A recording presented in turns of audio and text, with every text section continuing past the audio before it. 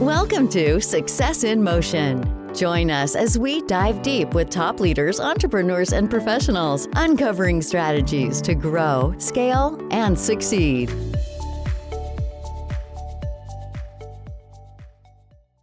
Hey guys, welcome back to the next episode of the Success in Motion podcast. I am your host, Michael Bishop, and I am here with Ryan Wimpey. Ryan is not your ordinary person. Ryan started out about 15 years ago with a huge problem. He started out with a troubled dog that he was probably ready to get rid of, but couldn't give up on that dog. So he went and found out how to get that dog to be the perfect dog, the dog that he really wanted to have. And with that, he's taken that and turned it into a franchise with over 24 locations.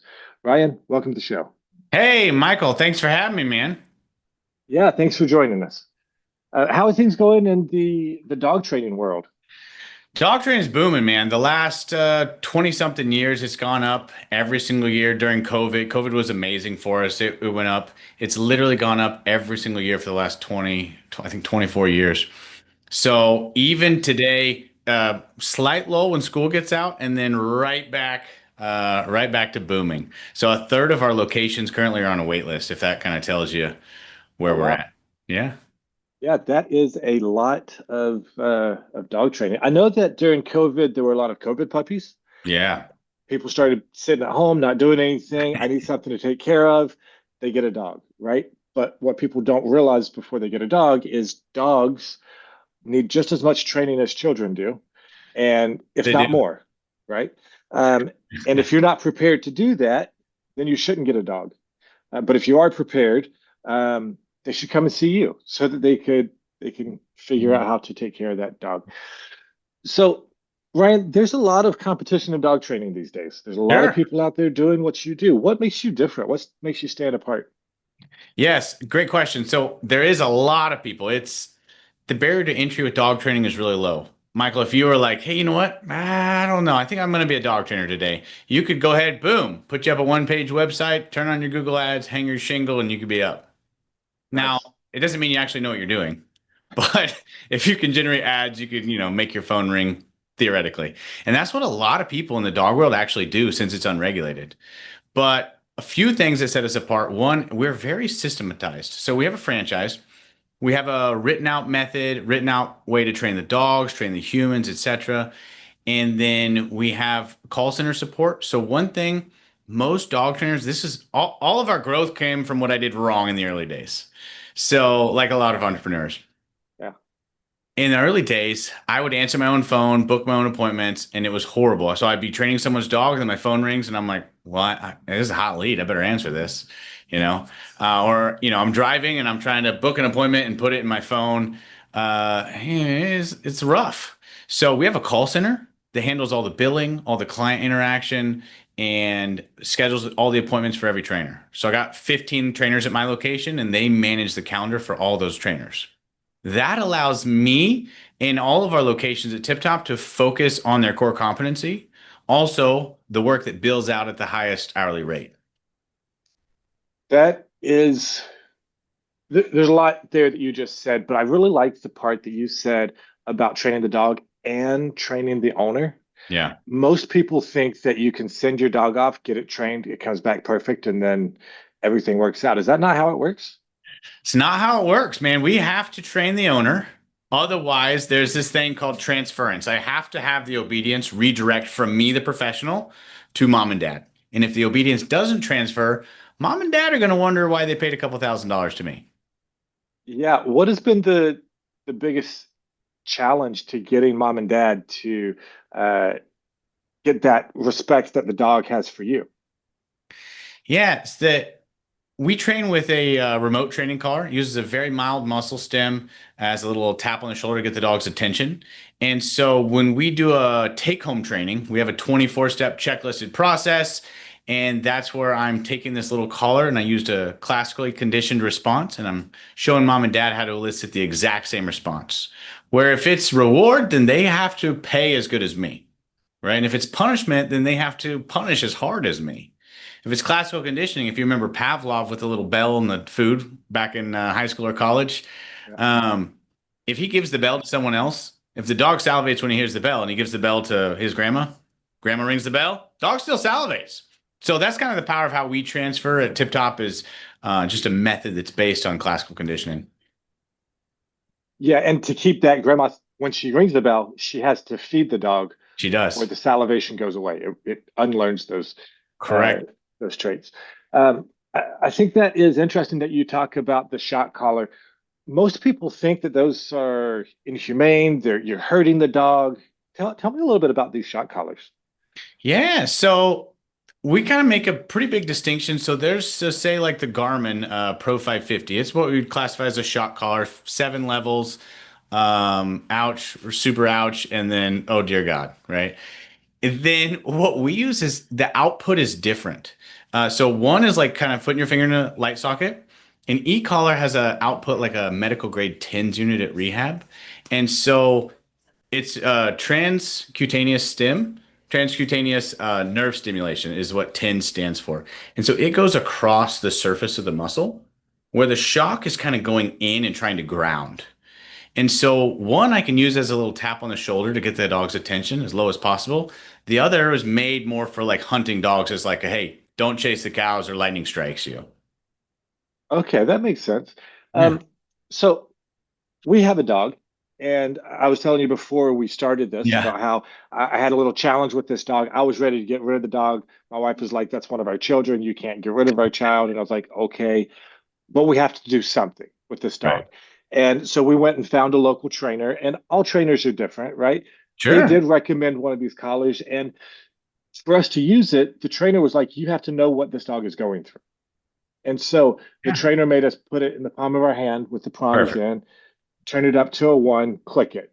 You can't feel anything. Turn it up to a 10, click it. You can feel it. You know this happened, but you're not getting hurt at all. Yeah. You can turn that thing all the way up to a 50, and yeah, your hand's going to clench, but you're not sticking your finger in a light socket. It doesn't really hurt. It's not comfortable, but it doesn't hurt. And just having experienced what that feels like really changes your mindset towards it. It also Yeah. lets you know of uh, what setting you should use for your dog because now Right. you know what they're dealing with. So I'm not telling you to go home and shock yourself, but in a controlled environment, knowing what you're putting your dog through is really helpful to get you confident and comfortable in Yeah. using one of those We for do the training. exact same thing at Tip Top. Nice. That's awesome. I really I thought it was interesting at first. I was like, you want me to do what? And then once we tried it, it wasn't that bad. That's awesome. So um if Ryan, if somebody wants to get into dog training, right?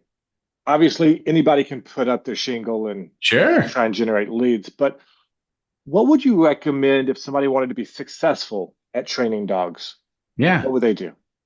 Well, it depends on how we talked a little bit before, how you define success. But for a lot of people, it's money, right? Right. So you're going to need to build a team, right? And then you're going to need to, besides that team, you're going to need to have someone answering the phone and someone running marketing. And more than likely, you can't do sales, train your team, answer your phone, and do marketing. So you're going to have a figure out a way to do those kind of four things. So most people, what I would recommend is find an agency that can run your ads for you, right? Figure out whatever you need to watch your videos, figure out how to hold an agency accountable for your Google ads, YouTube, Facebook, etc. Have an agency that can generate leads. Second, you need to figure out the phone piece, right? The phone answering and scheduling is highly important. Like we go out to a lot of appointments and people are like, oh, how'd you choose us? And they're like, oh, you were the first one who called back or you were the only one who called back. And I'm like, wow, that's a really low barrier to entry right there. Yeah. Uh, but it's just because we have professional grade call center software and people sitting there. Some trainers don't call back for multiple days, right? And so, I mean, that's a pretty low barrier to entry right there. Then Yeah. That, the last piece is scripting that sales cycle and then scripting how you're going to train the dogs and the human. Because if you want to grow and replicate, you have to think of your dog training business almost the same as like a Chipotle, right? The Chipotle stores, they're all set up the same, basically. The yeah. kitchen may be on the left, maybe on the right, but it's really basically the same ingredients. It's set up the same. It looks the same. everyone does the same thing. If you go from Dallas to Orlando, Florida, the Chipotle looks the same. The processes are the same. So scaling to make more money, really a lot of it's going to come down to really making those tight processes. Yeah, there's two things there that I want to talk about. One was if you try to do it yourself, you haven't created a business, you've created a job, Yeah. right? You have to find the support to get you to that next level, to get out of just a one man show trying to do everything and be able to answer the phone. Two was the repeatability thing that you talked about. If you look at all of the big businesses that are out there, all of the successful businesses, Right.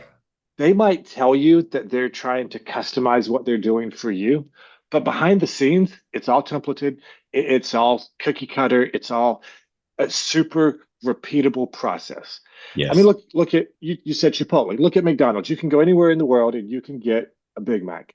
And that Right. Big Mac is going to be the same here in America as it is in China, as it is in Mexico. They're all the same. That's why McDonald's, I hate McDonald's.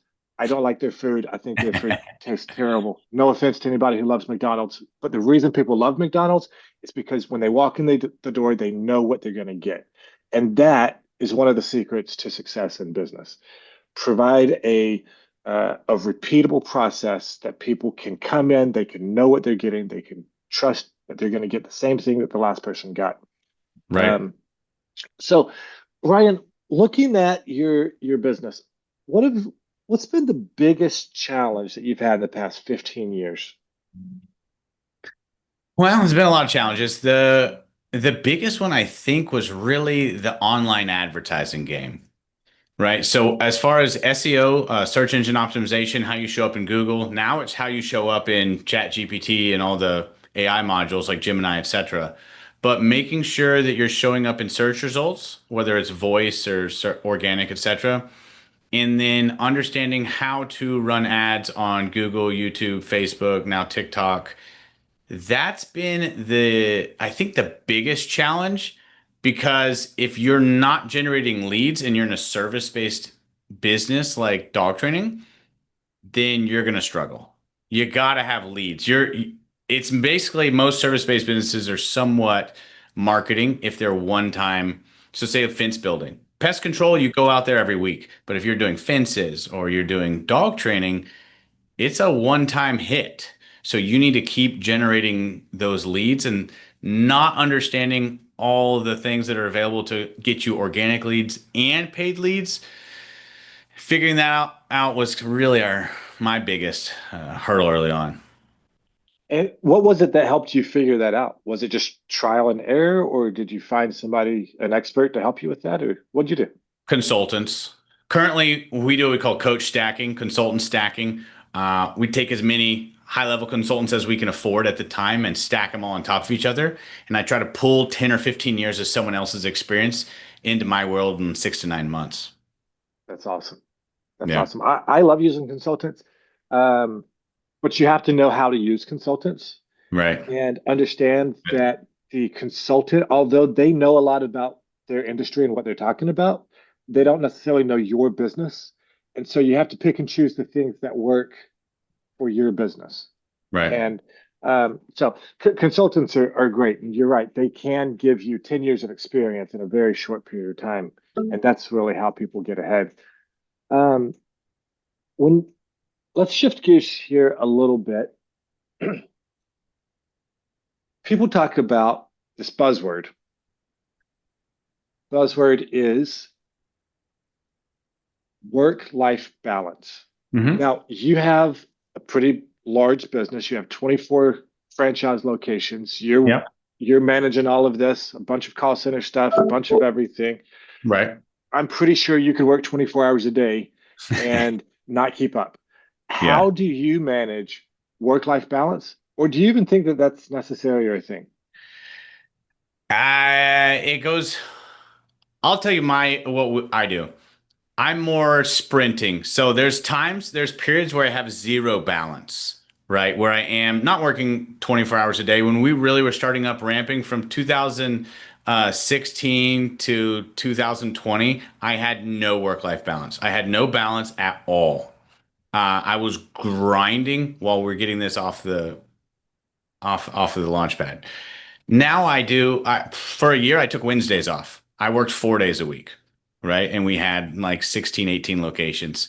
But that's because I had stuff up in motion. I had managers to replace me. But if I don't have that and I don't have income, then there's no work-life balance. So it's even now, like I sprint, like I'm not taking Wednesdays off anymore, because we're in another season, but I'm not working 6 days a week either. Right. So there's a time I'm working 7 days a week, 10, Yeah. 12 hours a day. And then it went down to 4 days a week and up to six. And now I'm back at five. So I like to look at it as sprinting.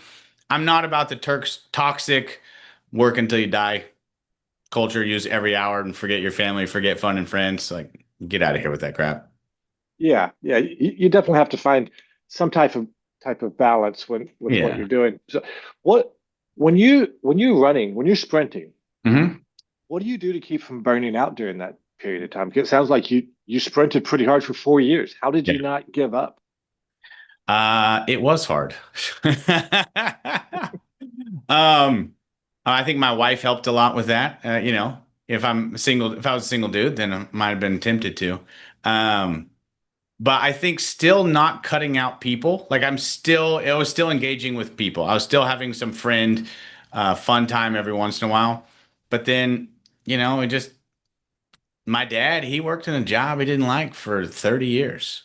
Grandpa, he worked 8 to 5. He went to school from 5:30 to 9 and did homework on his lunch break. And after that, so he could graduate college and go. And I was like, how did you do that for 4 years straight while you had two kids under five? And he's like, oh, we just do what we have to do. And I was like, that's crazy. So I've seen some of that modeled. And in my head, I know I'm not going to be grinding at this rate forever. There will be a break somewhere down the road. Yeah, I think that's interesting that you talk about previous generations and their work ethic. Yeah. Uh, you employ people, so I'm sure you're aware of what today's work ethic is. How do you overcome the work ethic that is the American culture today of people wanting to get paid but not doing any work for it? Yeah,